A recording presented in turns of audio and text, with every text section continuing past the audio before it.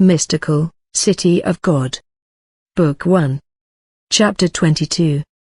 How Saint Anne complied with the law of Moses in regard to childbirth, and how Most Holy Mary acted in her infancy. 345.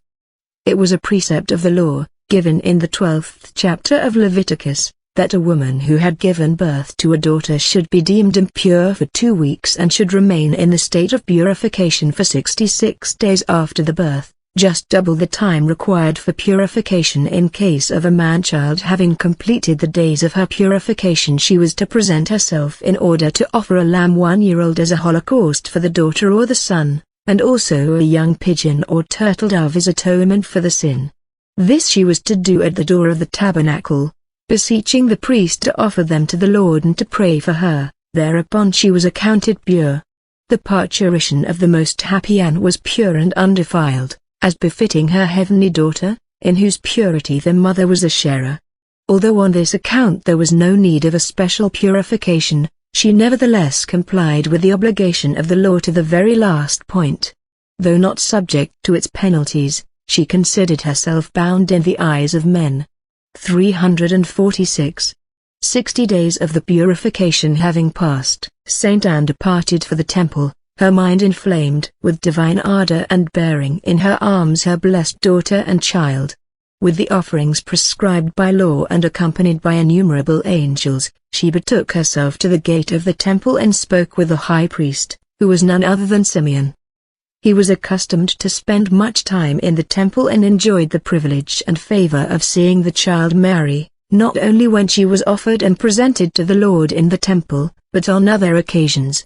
Although this holy priest was not on each of these occasions fully aware of the dignity of our heavenly mistress, as I will say farther on, Numbers 423, 710, 742, yet he always experienced great promptings and impulses of the Spirit regarding the greatness of this child in the sight of God. 347. Saint Anne offered to him the lamb and the turtle dove with the rest of the gifts, and with tears of humility she asked him to pray for herself and the child, her daughter, that the Lord forgive them any fault of which perhaps they might be guilty. His Majesty certainly had nothing to forgive in a daughter and mother, who were so full of grace, but he found himself bound to reward the humility, with which notwithstanding their holiness they presented themselves as sinners. The holy priest received the oblation and in his spirit he was inflamed and moved to extraordinary joy. Careful not to manifest anything exteriorly and communing with himself, he said, "What strange feeling is this within me?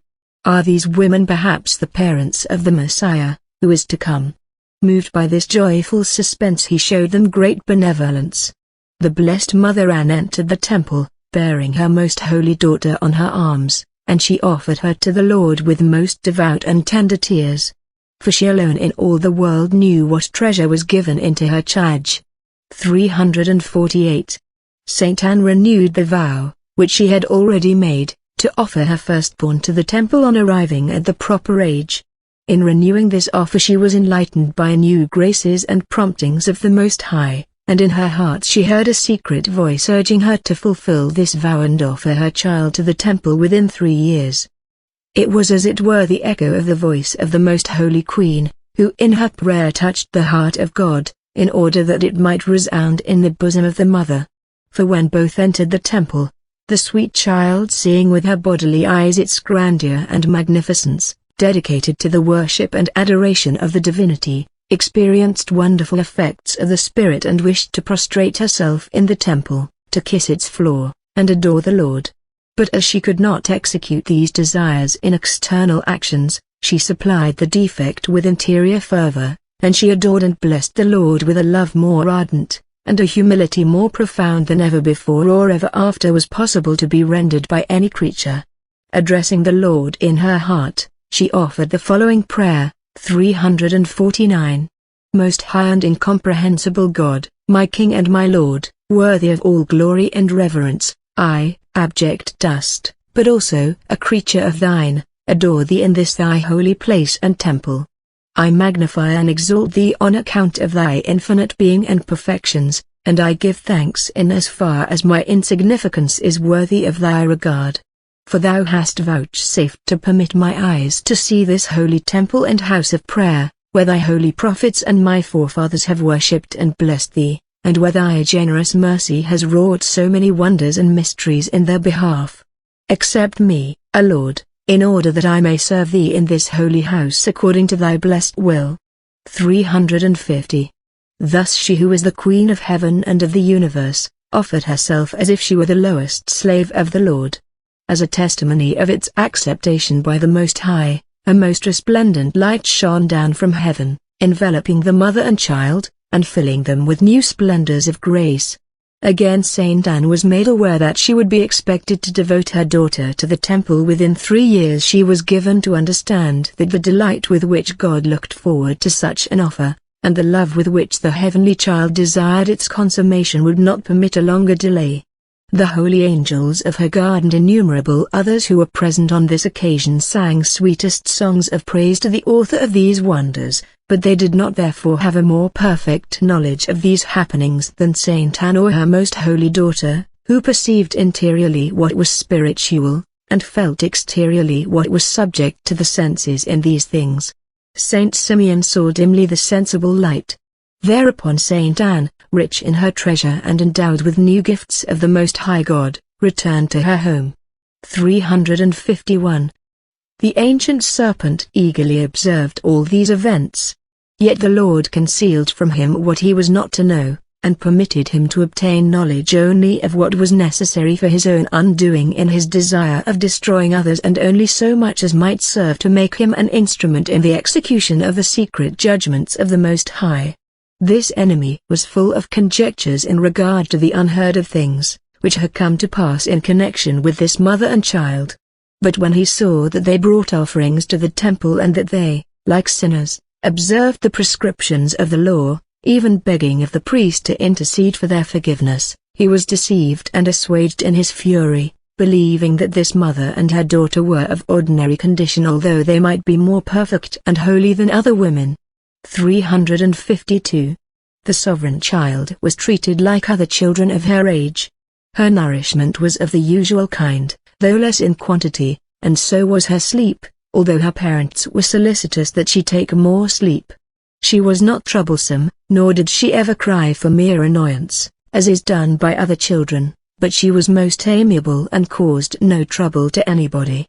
That she did not act in this regard as other children caused no wonder, for she often wept and sighed, as far as her age and her dignity of queen and mistress would permit, for the sins of the world and for its redemption through the coming of the Saviour. Ordinarily she maintained, even in her infancy, a pleasant countenance, yet mixed with gravity and a peculiar majesty, never showing any childishness. She sometimes permitted herself to be caressed, though, by a secret influence and a certain outward austerity, she knew how to repress the imperfections connected with such endearments. Her prudent mother aunt treated her child with incomparable solicitude and caressing tenderness. Also her father Joachim loved her as a father and as a saint, although he was ignorant of the mystery at that time. The child on its part showed a special love toward him, as one whom she knew for her father and one much beloved of God. Although she permitted more tender caresses from her father than from others, yet God inspired the father as well as all others, with such an extraordinary reverence and modesty towards her whom he had chosen for his mother, that even his pure and fatherly affection was outwardly manifested only with the greatest moderation and reserve. 353. In all things the infant queen was most gracious, perfect and admirable. Though she passed her infancy subject to the common laws of nature, yet this did not hinder the influx of grace. During her sleep her interior acts of love, and all other exercises of her faculties which were not dependent on the exterior senses, were never interrupted. This special privilege is possible also in other creatures, if the divine power confers it on them, but it is certain that in regard to her whom he had chosen as his mother and the queen of all creation, he extended this special favor beyond all previous or subsequent measure in other creatures and beyond the conception of any created mind. God spoke to Samuel and to other saints and prophets in their sleep, and to May he sent mysterious dreams or visions. Genesis 37:5, 9. For to his omnipotence it is easy to enlighten the mind during the inactivity of the senses in natural sleep or during their ravishment in ecstasy. They cease to act in the one as well as in the other, and without their activity the soul hears, accepts and transacts the things of the spirit. This was the rule which the Queen followed from the moment of her conception till now and for all eternity, for the activity of grace in her during her pilgrimage through life was not intermittent, like in other creatures. When she was alone, or when she was laid to sleep, which was in her most moderate, she was engaged in the contemplation of the mysteries and the excellencies of the Most High, and in the enjoyment of the divine visions and the conversation of His Majesty. Her intercourse with the angels was likewise very frequent, and in the following chapter something will be said of the manner of their manifestation and of some of their eminent perfections. 354. My Queen and Heavenly Lady, if without being offended, thou wilt, as a kind mother, listen to my ignorant talk, I will ask of thy kindness the solution of some doubts which have occurred to me in this chapter. If my ignorance and boldness should transgress the limits, instead of answering me, my mistress, correct me with maternal mercy. My doubt is, whether in this thy infancy thou didst feel the necessities and hunger which according to the natural order, children do feel? And if thou didst feel them, how didst thou suffer these annoying inconveniences? And how didst thou ask for the nourishment and the other help necessary, since thou wast so wonderfully patient that thou wouldst not make use of tears, which serve other infants as speech and words? I am also ignorant, whether the hardships of that age were not most irksome to thy Majesty, such as to have thy virginal body clothed and unclothed as infants are, to be fed with the food of other children, and to undergo the other experiences of that age? For other children undergo them bereft of reason, while nothing was concealed from thee, O Lady. When I look upon thee as a child in age and yet as grown up in thy capacity of judging of things, it seems to me almost impossible that there should have been no inconveniences in this matter, in the time or the measure, or in other circumstances regarding the treatment allotted to thee during thy infant life. Thy celestial prudence taught thee to preserve dignity and composure, yet thou didst not intimate the wants and needs of thy age and condition, either by crying, as an infant, or by word of mouth, as one grown up. Thus they could not know thy needs and could not treat thee as one endowed with reason, for even thy mother could not know all these things, nor could she provide for all that was necessary, since she knew not the time nor the manner of serving thy Majesty in all things. All these considerations excite my admiration and arouse in me the desire of knowing the mysteries thus concealed. Answer and instruction of thee, Queen of Heaven. 355. My daughter, since thou art full of wonder, I will inform thee in all kindness. It is true that I was in possession of grace and of the use of reason from the first instant of my conception. As I have so often shown thee, I underwent the hardships of infancy as other children, and I was reared and treated as others of the same condition. I felt hunger, thirst, sleepiness and other infirmities of the body, and as a daughter of Adam I was subject to these accidental necessities, for it was just that I should imitate my most holy Son, who subjected himself to these hardships and defects, in order that he might merit so much the more and in order that he might be an example to the rest of mortals for their imitation. As I was governed by divine grace, I made use of eating and sleep in moderation, allowing myself less than others, and only so much as was proper for the augmentation and the preservation of my life and health. Disorder in these things is not only against virtue, but against the well-being of nature itself, which is invaded and ravaged by it.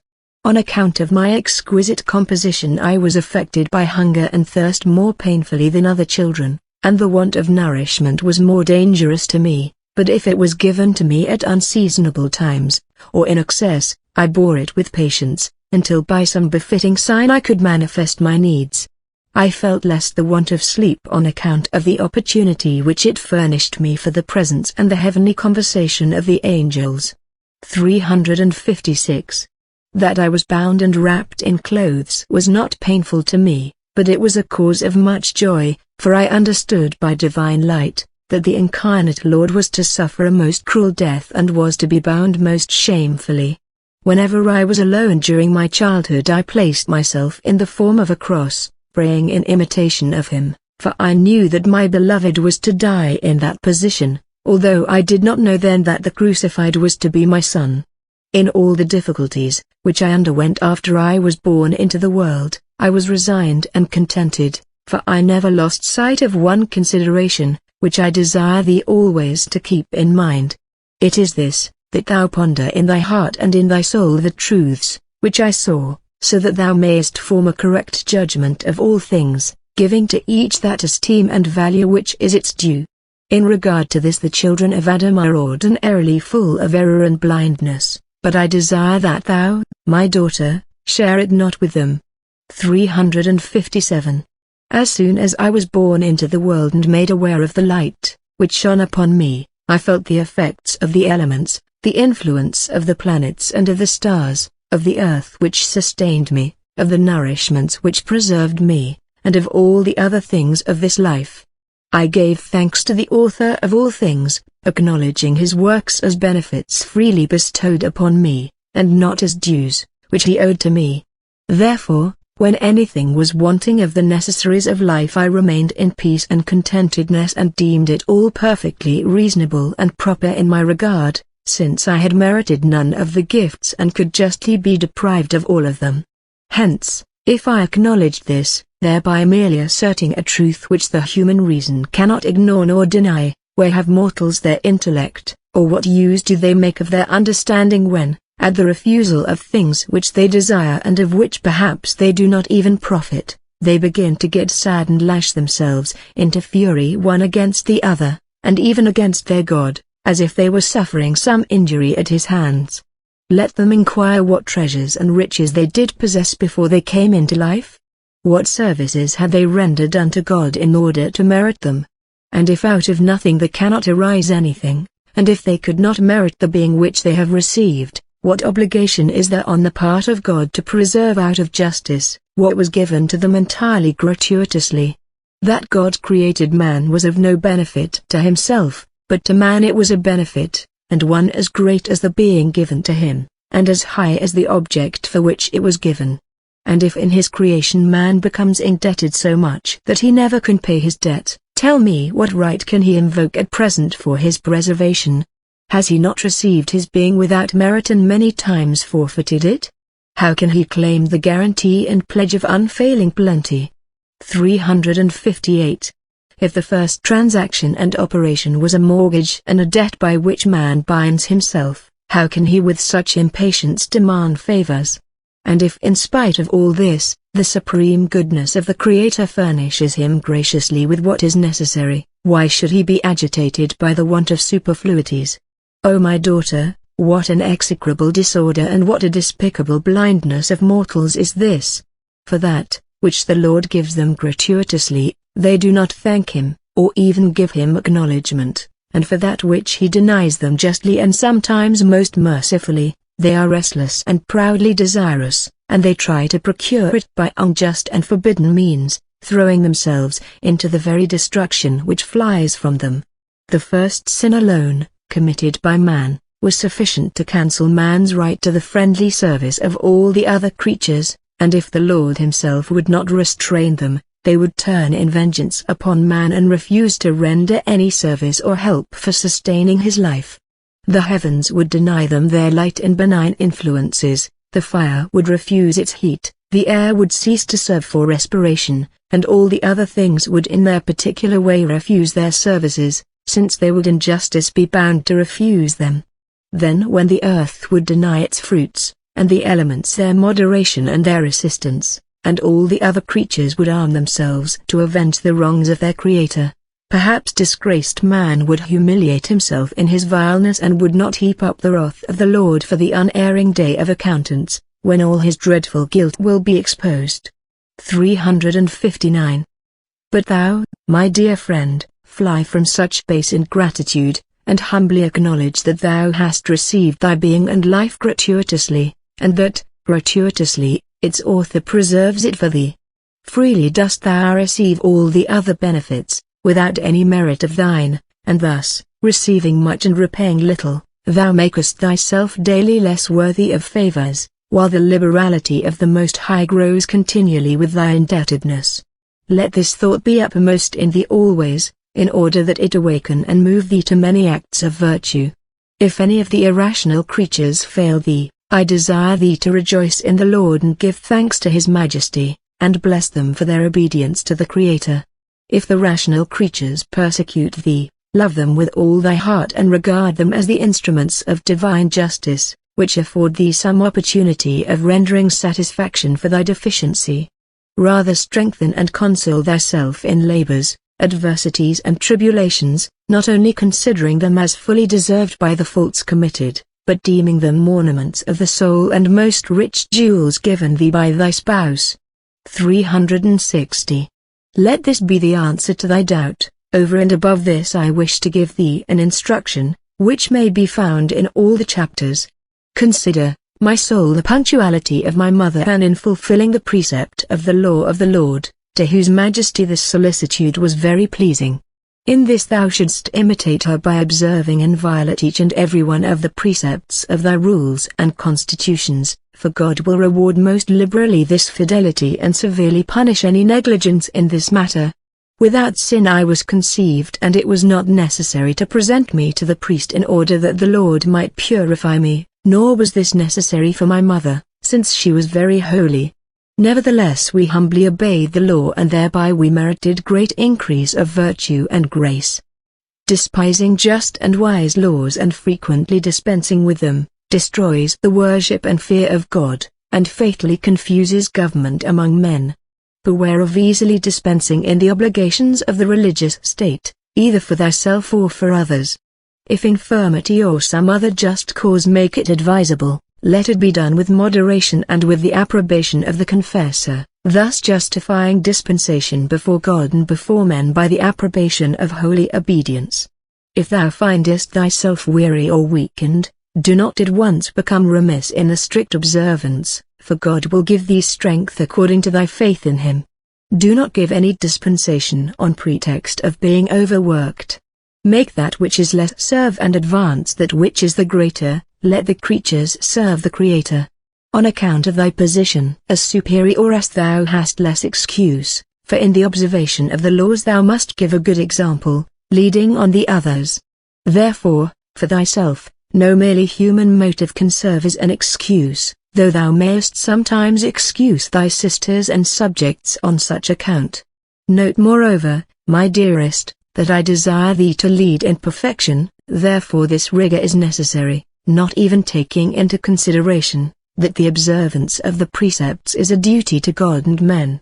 Let no one think that it is enough to fulfill all obligations toward the Lord, and at the same time tread underfoot the duty towards his neighbor, to whom is due good example and avoidance of all real scandal. O Queen and Mistress of all creation, would that I could attain the purity and the virtue of the supernal spirits, in order that this inferior part of my being, which weighs down the soul, may prompt me to fulfill thy celestial teachings.